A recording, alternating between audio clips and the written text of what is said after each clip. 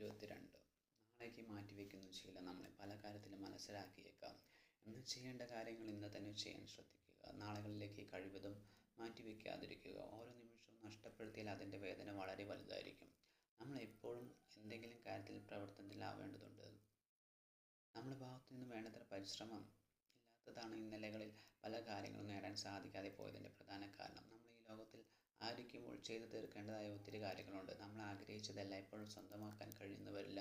പല നഷ്ടങ്ങളും നമ്മൾക്ക് ഒത്തിരി സങ്കടങ്ങൾ നൽകിയിട്ടുണ്ടാവും. നഷ്ടങ്ങൾ തളർന്നിരിക്കാതെ മുന്നോട്ട് പരിശ്രമിക്കാൻ നമ്മൾക്കാവണം. നമ്മൾ ചെയ്തു തീർക്കേണ്ട കാര്യങ്ങൾ നമ്മൾ തന്നെ ചെയ്യേണ്ടതാണ്. നമുക്ക് പകരം മറ്റൊരാൾക്ക് എല്ലാ കാര്യങ്ങളും ചെയ്യാൻ സാധിച്ചെന്ന് വരില്ല. നമ്മളിൽ അലസതയെ ഒഴിവാക്കിയാൽ മാത്രമേ നമ്മുടെ സമയത്തെ വേണ്ട രീതിയിൽ ഉപയോഗപ്പെടുത്താൻ സാധിക്കുകയുള്ളൂ.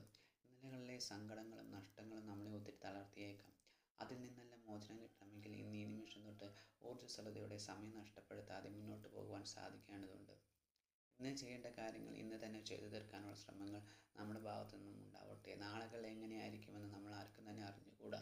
നേട്ടങ്ങൾക്കായി നല്ലതുപോലെ പരിശ്രമിക്കാൻ, ഇന്നലകളിലെ നഷ്ടങ്ങളെയും തകർച്ചകളെയും അതിജീവിക്കാൻ നമ്മളെല്ലാവർക്കും ഇപ്പോൾ കിട്ടിയ സമയത്തെ ഫലപ്രദമായി ഉപയോഗപ്പെടുത്താം. നമുക്ക് ലഭിച്ചിരിക്കുന്ന സമയത്തെ ഫലപ്രദമായി ഉപയോഗിക്കാൻ ഇനിയുള്ള കാലമെല്ലാം